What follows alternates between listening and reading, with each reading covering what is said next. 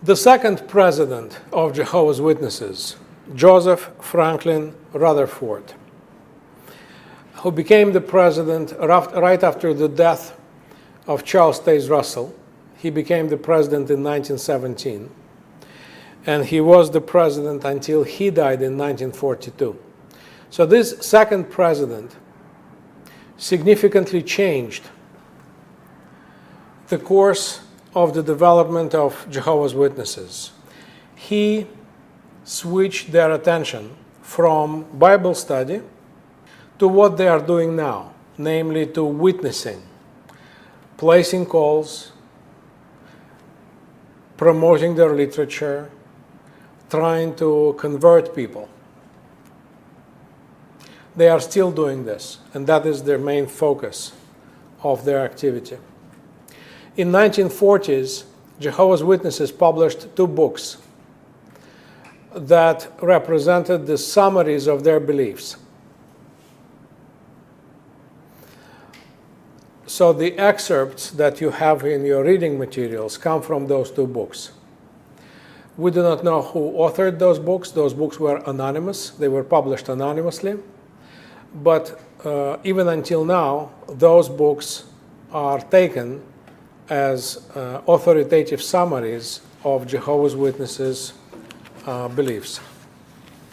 So when it comes to the doctrine, you will see that Jehovah's Witnesses are not quite Christian if you compare them to traditional or mainstream Christianity.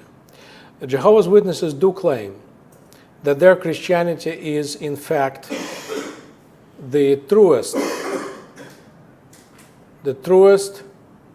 and the most original form of Christianity. But if you compare their doctrines with mainstream Christian churches, you will see that they differ significantly. As always, we will discuss 4 concepts: the Trinity, original sin, resurrection, heaven and hell. Let's start with the Trinity. Jehovah's Witnesses do not believe in the Trinity. They do not believe that God can be incarnated on earth as a human being. They do not believe that Jesus was God. They do believe that God is one, and therefore nothing can be associated with God. In fact, Jehovah's Witnesses believe that the idea of the Trinity is a pagan idea, that it originated in pagan civilizations, in ancient Egypt, in ancient India, in Greece, and there is truth in these affirmations, because yes, in India, they have their own Trinity: God Brahma, God Vishnu, and God Shiva. Brahma is the creator of the universe. Shiva, Vishnu, is the supporter of the universe, and Shiva is the destroyer of the universe, for example. Ancient Egypt had their own Trinity: Father, Mother, and Son.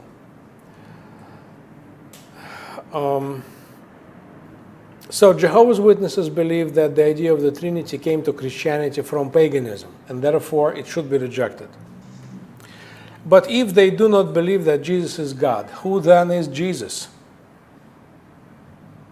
According to Jehovah's Witnesses, Jesus is not God with the capital G, but he is God with the small g. Jesus is the first creature of God. He was the first of God's creation, and he is unique because it is only in the case of Jesus that God not only foreknew what he would be, but also predestined what he would be. According to Jehovah's Witnesses, God may foreknow what we will do. But we have free will, and our free will is not predestined. God did not predestine us to either salvation or damnation. It is up to us. But when it comes to Jesus, his trajectory of life was completely predestined by God. He was perfect in all ways. So Jesus is the first creature, and with the help of Jesus, according to Jehovah's Witnesses mythology, with the help of Jesus, God creates everything else. First, the realm of the spirits, then the material realm, then the earth that evolves with all of its complexity and complex creatures. So now let's talk about original sin. So Jehovah's Witnesses do believe in the original sin. However, their interpretation of the story of Adam and Eve is very different from traditional Christianity. According to Jehovah's Witnesses, Adam and Eve were created perfect, which means they were created physically immortal, but not spiritually immortal. Spiritually, they were not immortal, but they didn't need spiritual immortality because they would have lived forever as human beings. So the original sin did happen, but the punishment for the original sin is mortality. Adam and Eve became mortal. And since Jehovah's Witnesses do not believe that we possess an inherently immortal soul, they do believe that when we die, we cease to exist. We fall into sleep. But as we already know, in Christianity, the absence of immortality, the lack of immortality, is compensated by the belief in resurrection. So what do Jehovah's Witnesses believe about resurrection and the apocalypse? We have two more concepts to discuss: resurrection and heaven and hell. So when it comes to resurrection, it seems that Jehovah's Witnesses follow the spirit of Christianity. They do believe in resurrection. However, here, as always, they have their own twist on what kind of resurrection they believe in. They believe in two kinds of resurrection: physical and non-physical. Here they follow the book of Revelation, chapter 20. Remember, the first resurrection before the millennium is the resurrection of the saints who will reign with Jesus. This is the spiritual resurrection. And this is the highest heaven. This is your best bet for salvation if you are Jehovah's Witness.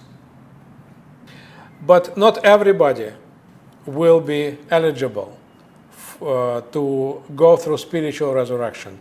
Only 144,000 people, the specific number that is taken from Revelation as well. So only 4,400 people will be raised to heaven. And you may ask, are there still some seats available? Nobody knows.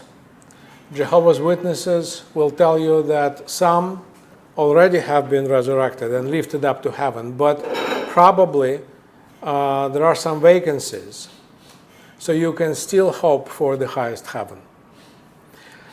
But there is the lowest heaven, which is physical resurrection. Everybody else, all people who will not go through spiritual resurrection, will go through the physical resurrection. So physical resurrection maybe for salvation, maybe for damnation. It depends on your own choice. As Jehovah's Witnesses teach,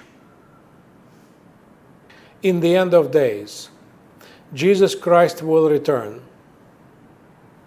His return will not be earthly, physical. It will be heavenly, as it says in the book of Revelation. However, as a result of this return, and as a result of the first resurrection, Christ and his saints establish the millennium.